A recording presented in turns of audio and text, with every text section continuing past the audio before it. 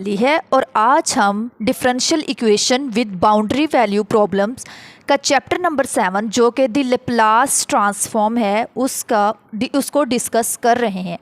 उसका सबसे पहला टॉपिक जो लैप्लास ट्रांसफॉर्म था वो हम पहले लेक्चर में डिस्कस कर चुके हैं। आज हमने इन्वर्स लैप्लास ट्रांसफॉर्म जो है उसको डिस्कस करना है कि इन्वर्स लैप्लास ट्रांसफॉर्म जो है ये क्या होती है। अब इसको हम देखते हैं कि जो लैप्लास ट्रांसफॉर्म है उसको जो रेसिप्रोकल होती है उसे कहते हैं इन्वर्स लैप्लास ट्रांसफॉर्म। अब इन्वर्स लैप्लास ट्रांसफॉर्म में देखें, जिस तरह से हमने पहले लैप्लास ट्रांसफॉर्म में हमने प्रूव किया था कि जो लैप्लास है 1 का वो इक्वल होता है 1/s के। तो अब इसमें देखें कि अब इन्वर्स लैप्लास ट्रांसफॉर्म जो है वो क्या होगी। इसमें 1 जो है वो इधर ही रहेगा और ये जो है ये लैप्लास जो है वो इधर इन्वर्स बन जाएगा 1/s का। इसे कहते हैं इन्वर्स लैप्लास ट्रांसफॉर्म। अब आज की वीडियो में हमने 3 चीज़ों को क्लियर कर लेना है, बिल्कुल 3 कॉन्सेप्ट्स को, कि जो इन्वर्स लैप्लास ट्रांसफॉर्म है उसको सबसे पहले हम थ्योरम पे अप्लाई करके देखेंगे कि कैसे करते हैं। उसके बाद हम इसे टर्म वाइज चेक करेंगे कि टर्म वाइज अगर दे दें और उसमें लिनियरिटी हो तो उसे कैसे करना है। और तीसरे नंबर पे हम देखेंगे कि अगर पार्शियल फ्रैक्शन में आ जाए तो उसमें हमने कैसे करना है इन्वर्स लैप्लास ट्रांसफॉर्म को। तो सबसे पहले हम थ्योरम पे अप्लाई करते हैं और उसके बाद टर्म वाइज और फिर पार्शियल फ्रैक्शन पे। थ्योरम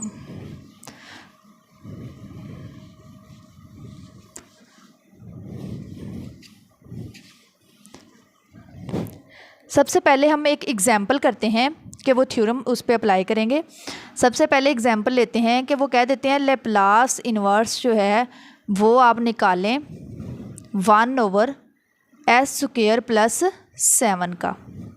अब देखें इसकी जो फॉर्म है वो किस थ्योरम से मिलती है। ये मैंने साइड पे कुछ थ्योरम्स लिखे हैं, ये बहुत इम्पोर्टेंट है, इनको कॉपी पे नोट कीजिएगा और इनकी प्रैक्टिस कीजिएगा। इनको इस्तेमाल करते हुए हम इन्वर्स लैप्लास ट्रांसफॉर्म को सॉल्व कर सकते हैं। तो इसमें अब ये sign KT = Laplace inverse K/s² + k²। देखें अब यहाँ पे उसने कहा है कि जो k² है उसका ऊपर हाफ हो, तो मतलब यहाँ पे इसे हम उसके साथ अगर कंपेयर करें, जैसे वो है मतलब लैप्लास इन्वर्स K/s² + k²। तो अब देखें इसमें s² भी है, k² की जगह पे 7 है। तो देखें ना k² जो है वो किसके इक्वल है, 7 के। अब इसका स्क्वायर रूट लेंगे तो k किसके इक्वल आ जाएगा, 7 के स्क्वायर रूट के इक्वल आ जाएगा। अब इसमें हमने क्या करना है, 7 के स्क्वायर रूट के इक्वल आ जाएगा। इसमें देखें 1/7 स्क्वायर रूट करेंगे, फिर लैप्लास इन्वर्स। अब देखें 7 के स्क्वायर रूट से इसे मल्टीप्लाई भी कर देंगे और डिवाइड भी कर देंगे और ओवर आ जाएगा हमारे पास s² + 7। देखें इसमें हमें पता चल गया कि यहाँ पे अगर k² है तो ऊपर उसका हाफ होगा, यानी कि यहाँ पे 7 है तो उसका हाफ ऊपर 7 का स्क्वायर रूट आया है। तो अब देखें इसमें क्या कर देंगे हम, ये 1/7 का स्क्वायर रूट वैसे आ जाएगा। ये किसके इक्वल है, ये इक्वल है साइन KT के, यानी कि साइन, यहाँ पे k की जगह पे 7 का स्क्वायर रूट है तो स्क्वायर रूट T आ जाएगा। तो ये हमारे पास इसका फाइनली आंसर है, ये हमारे पास इसका आंसर है। तो ये था, हमने थ्योरम के साथ इसको कंपेयर किया, थ्योरम के ज़रिए हमने इसकी इन्वर्स लैप्लास जो है वो इसकी निकाली। अगेन इसे रिपीट कर दूं, ये हमारे पास 1/s² + 7 है। इसे हमने इसके साथ थ्योरम नंबर जो 1 उधर दिया हुआ है इसके साथ कंपेयर किया है। तो इसके साथ कंपेयर करने से देखें यहाँ पे k² = 7 है, तो k की वैल्यू 7 का स्क्वायर रूट आ गया। इसे मल्टीप्लाई भी और डिवाइड भी इस वजह से किया है क्योंकि यहाँ पे k की वैल्यू होनी चाहिए। तो k क्योंकि ऊपर सिंगल आता है, नीचे के स्क्वायर, यहाँ पे के स्क्वायर जो है वो 7 है, तो इसका मतलब जो केला के है वो 7 स्क्वायर रूट के इक्वल आ गया, वो यहाँ पे आ गया। अब 1/7 स्क्वायर रूट ये किसके इक्वल है, ये इक्वल है साइन 7 स्क्वायर रूट टी, यानी साइन के की जगह पे उसकी वैल्यू 7 स्क्वायर रूट और टी साथ वैसे आ गया, तो इसके इक्वल लिख दिया। अब हम एग्जाम्पल नंबर 3 करेंगे जो कि टर्म वाइज हम करेंगे।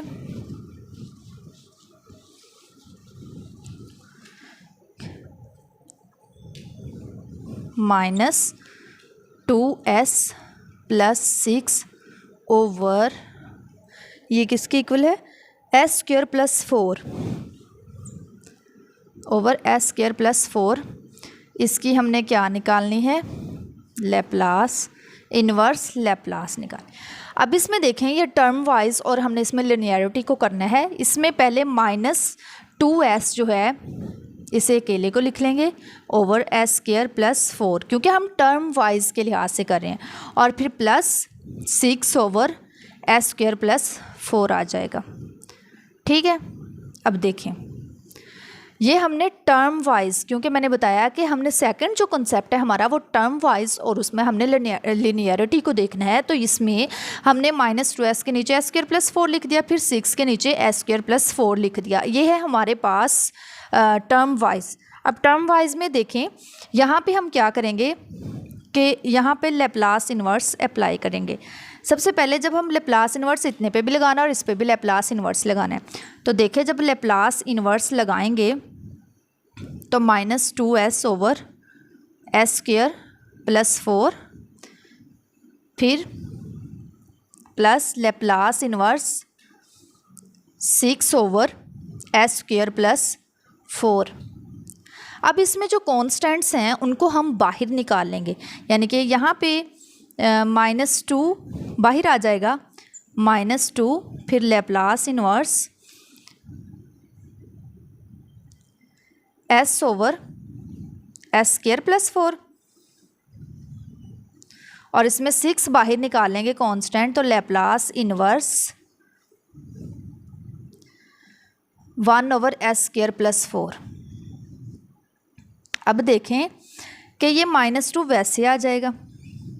ठीक है, अब Laplace inverse s over s² + 4 किसके बराबर होती है, s ओवर s² + 4 यानी 2 का स्क्वायर ये 4 ही होती है, तो इसका मतलब cos 2t आ जाएगा यहाँ पे, cos 2t और फिर प्लस। अब देखें कि ये जो है ये साइन 2t के बराबर होती है s² + k², लेकिन यहाँ पे ये है कि यहाँ पे सिर्फ 2 नहीं है, तो इसका मतलब हम इसे क्या करेंगे 2 से डिवाइड भी कर देंगे और मल्टीप्लाई भी कर देंगे और बाद में हम इसमें वो साइन 2t को पुट कर देंगे। अब यहाँ से ये इससे कैंसिल होकर 3 बचेगा और जो लैप्लास इन्वर्स 2 ओवर s² + 4 है वो हमारे पास किसके इक्वल आती है, साइन 2t के इक्वल आती है। तो इसमें ये हमारे पास जो है इसका फाइनल आंसर है। ये था हमारे पास टर्म वाइज एंड लिनियरिटी के लिहाज से। अब हम तीसरा जो हमारा पोर्शन है वो है पार्शियल फ्रैक्शन अगर दे दी जाए तो उसका कैसे इन्वर्स लैप्लास ट्रांसफॉर्म जो है निकालते हैं। तो अब हम थर्ड पार्शियल फ्रैक्शन के लिहाज से सॉल्व करते हैं।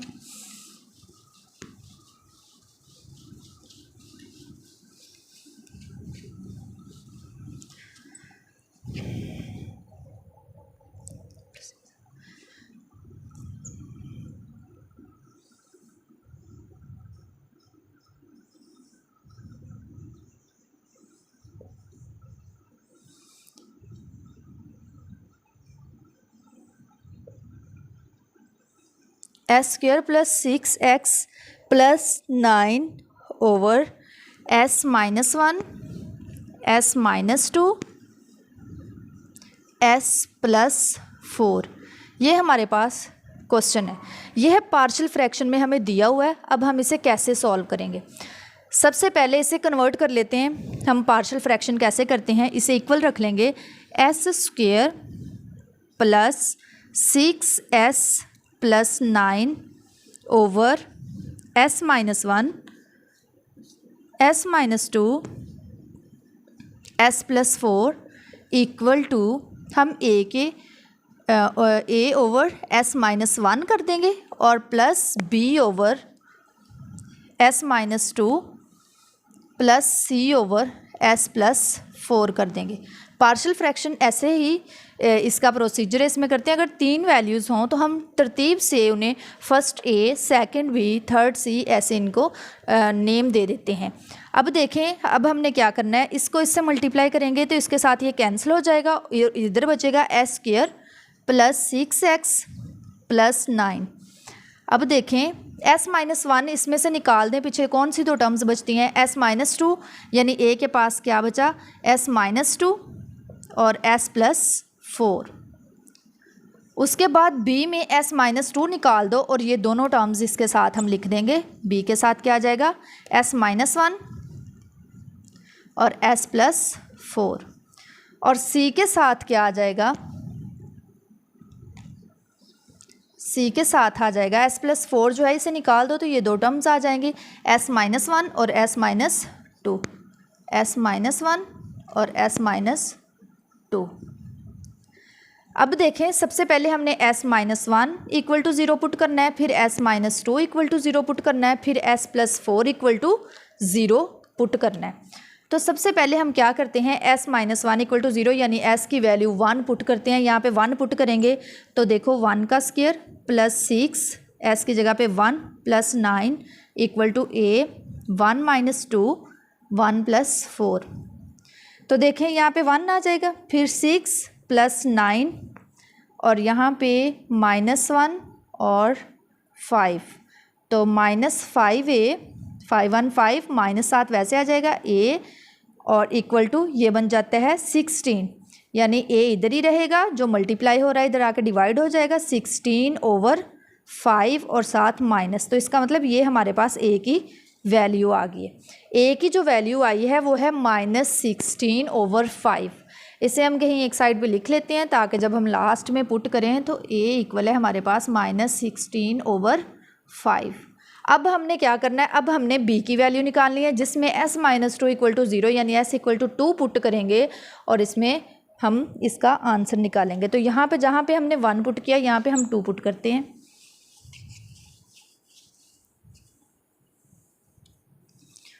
टू पुट करने से क्या होगा, देखें यहाँ पे टू पुट करते हैं, टू का square plus six into two plus nine equal to, अब यहाँ पे टू पुट करेंगे, टू माइनस टू ये ज़ीरो हो जाएगी, मतलब यहाँ पे देखो टू पुट करने से ये ज़ीरो नहीं होगी, तो इसका मतलब इसमें टू पुट करते हैं तो b इसमें क्या आ जाएगा, two minus one, two plus four, two two four plus six two 12 plus nine equal to b, two minus one one और plus two plus four six, six b equal to ये बन जाएगा हमारे पास 13 और 12 ये बनता है 25 और 6 इसके नीचे डिवाइड हो जाएगा, तो इसका मतलब b की वैल्यू क्या बच जाएगी 25 ओवर 6। यहाँ पे हम b की वैल्यू लिख लेते हैं 25 ओवर 6, ये हमारे पास b की वैल्यू थी। अब इसी तरह से हम तीसरी वैल्यू निकाल लेते हैं c की। c की कैसे निकालेंगे कि जो हमारे पास s प्लस फोर है उसे ज़ीरो के इक्वल पुट करेंगे, तो s plus four equal to zero जब हम पुट करेंगे तो वो आ जाएगा s plus four equal to zero है ना, तो इसका मतलब s इक्वल टू आ जाएगा -4 के। इसका मतलब इसमें -4 पुट करने से हमारे पास c की वैल्यू निकल आएगी।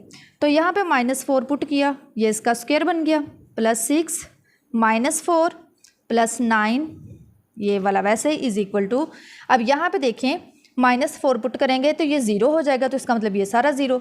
यहाँ पे देखें इस b में पुट करेंगे ये s minus one, s plus four, यहाँ पर -4 करेंगे ये ज़ीरो, ये भी ज़ीरो, इसका मतलब ये c बचती है, तो c s की जगह पे आ जाएगा -4 -1 और -4 -2 आ जाएगा। अब देखें यहाँ पे आ जाएगा 16 plus minus minus 24 plus 9 is equal to c, यहाँ पे आ जाएगा -4 -1 -5 और यह आ जाएगा -4 -2 -6, माइनस माइनस प्लस हो जाएगा 5 6 30 c इज इक्वल टू आ जाएगा यहाँ पे 1। तो इसका मतलब c इक्वल टू किसके इक्वल आ गया, 1/30 के। ये हमारे पास c की वैल्यू आ गई। तो ये हमारे पास b की वैल्यू थी। अब c की वैल्यू जो है वो हमारे पास आई है 1/30। अब सिंपल इसमें हमने पुट कर देनी है। इसमें पुट करने के बाद हम इसका इन्वर्स लैप्लास ले लेंगे, तो हमारा क्वेश्चन जो है वो इजीली सॉल्व हो जाएगा कि इन्वर्स के लिहाज से कैसे लैप्लास निकालते हैं। अब देखें एक एक जगह पे क्या आ जाएगा, माइनस, यहाँ पे आ जाएगा -16/5 1/s - 1 प्लस b की जगह पे क्या आ जाएगा 25/6 1/s - 2 और c की जगह पे आ जाएगा 1/30 s + 4। इसमें पुट कर दिया। अब इसका इन्वर्स लेना है, तो इन्वर्स कैसे लेंगे, देखें -16/5 लैप्लास इन्वर्स 1/s - 1 फिर प्लस 25/6 लैप्लास इन्वर्स 1/s - 2 फिर प्लस 1/30 लैप्लास इन्वर्स 1/s + 4। अब देखें कि ये -16/5 वैसे आ जाएगा। अब इसका लैप्लास इन्वर्स लेंगे 1/s - 1 का, तो देखिए यहाँ पे माइनस है तो इसका मतलब e की पावर पॉजिटिव होगी। अब 1 है तो इसका मतलब t जो है वो अकेला आएगा, यानी e की पावर क्या आ जाएगी, t आ जाएगी। यहाँ पे माइनस है इस वजह से इसकी पावर पॉजिटिव है, 1 है तो इसका मतलब t आ गया, प्लस 25/6 इसका लैप्लास क्या आएगा, देखें यहाँ पे माइनस है तो इसका मतलब t की पावर जो e की पावर है वो पॉजिटिव आएगी। अब 2 है तो इसका मतलब e की पावर क्या बन गई, 2t बन गई, और प्लस 1/30 लैप्लास इन्वर्स 1/s + 4।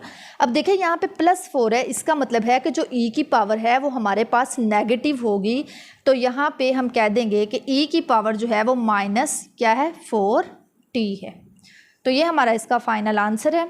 अब आज के लेक्चर में हमने सबसे पहले थ्योरम के ज़रिए, फिर टर्म वाइज और लिनियरिटी, और उसके बाद हमने पार्शियल फ्रैक्शन के लिहाज से इन्वर्स लैप्लास ट्रांसफॉर्म जो है निकाली है। तो आज के लिए इतना ही, इंशाल्लाह नेक्स्ट वीडियो में हम नए टॉपिक के साथ हाजिर होंगे। अल्लाह हाफिज़।